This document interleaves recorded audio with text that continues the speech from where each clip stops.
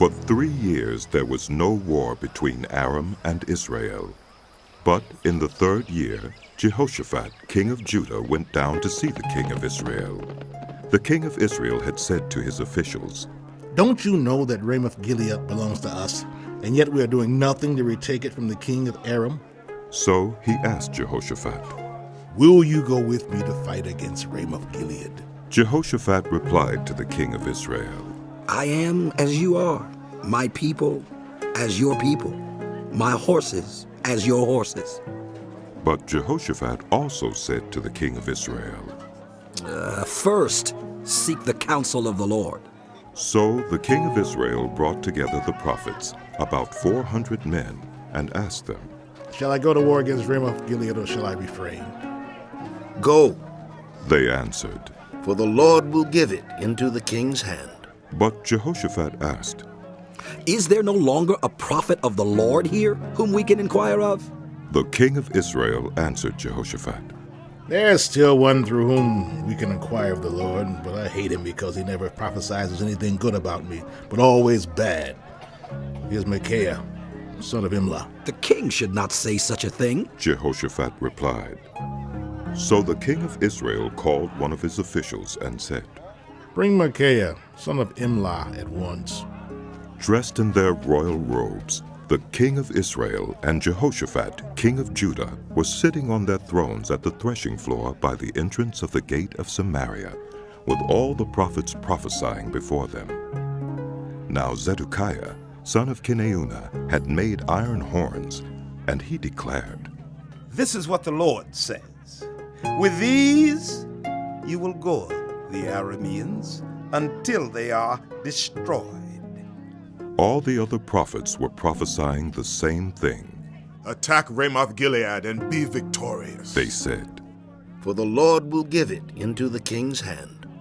The messenger who had gone to summon Micaiah said to him, Look, the other prophets without exception are predicting success for the king. Let your word agree with theirs and speak favorably. But Micaiah said, As surely as the Lord lives, I can tell him only what the Lord tells me. When he arrived, the king asked him, "Micaiah, shall we go to war against Ramoth-Gilead or not?" Attack and be victorious, He answered. for the Lord will give it into the king's hand. The king said to him, "How many times must I make you swear to tell me nothing but the truth in the name of the Lord?" Then Micaiah answered, I saw all Israel scattered on the hills like sheep without a shepherd. And the Lord said, These people have no master. Let each one go home in peace. The king of Israel said to Jehoshaphat, "Didn't I tell you that he never prophesies anything good about me, but only bad?" Micaiah continued, Therefore, hear the word of the Lord. I saw the Lord sitting on his throne with all the host of heaven standing around him on his right and on his left. And the Lord said, Who will entice Ahab into attacking Ramoth-Gilead and going to his death there? One suggested this and another that. Finally, a spirit came forward, stood before the Lord and said, I will entice him. By what means, the Lord asked. I will go out and be a lying spirit in the mouths of all his prophets, he said. You will succeed in enticing him, said the Lord. Go and do it. So now the Lord has put a lying spirit in the mouths of all these prophets of yours. The Lord has decreed disaster for you. Then Zedekiah, son of Kenaanah, went up and slapped Micaiah in the face. Which way did the Spirit from the Lord go when he went from me to speak to you? He asked. Micaiah replied, You will find out on the day you go to hide in an inner room. The king of Israel then ordered, "Take Micaiah and send him back to Ammon, the ruler of the city, and to Joash the king's son, and say, This is what the king says.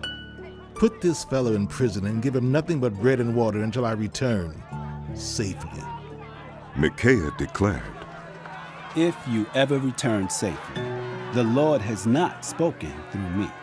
Then he added, Mark my words, all you people.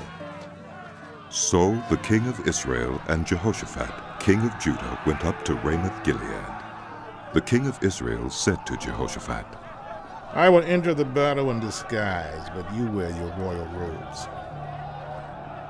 So the king of Israel disguised himself and went into battle.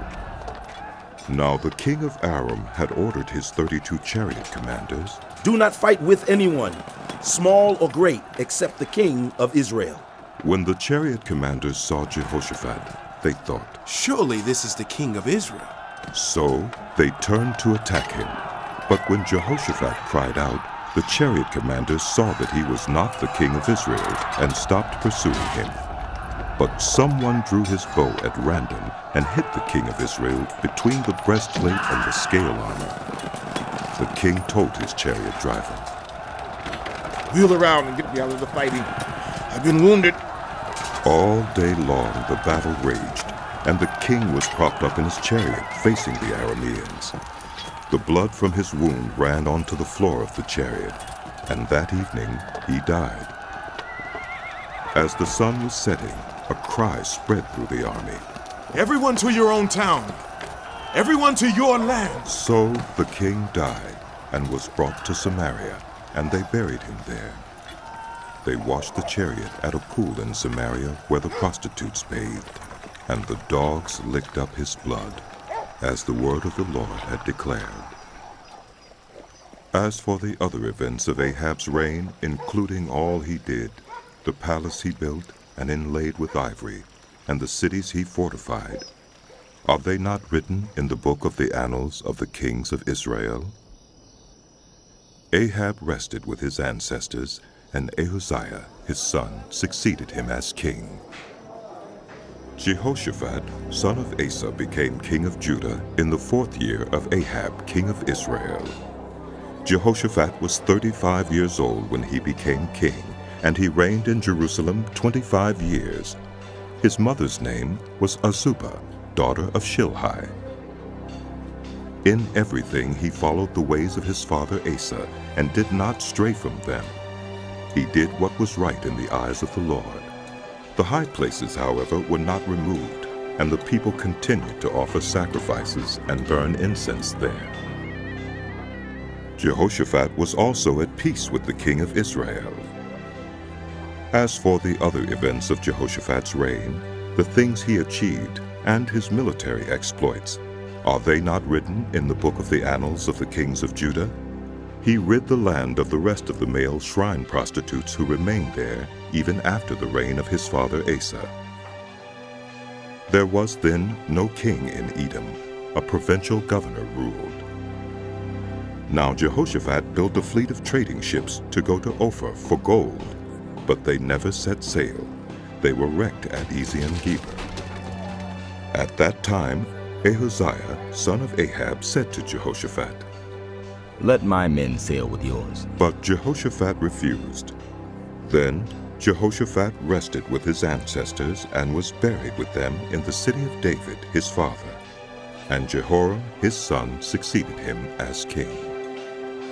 Ahaziah, son of Ahab, became king of Israel in Samaria in the 17th year of Jehoshaphat, king of Judah, and he reigned over Israel 2 years. He did evil in the eyes of the Lord, because he followed the ways of his father and mother, and of Jeroboam, son of Nebat, who caused Israel to sin. He served and worshipped Baal, and aroused the anger of the Lord, the God of Israel, just as his father had done.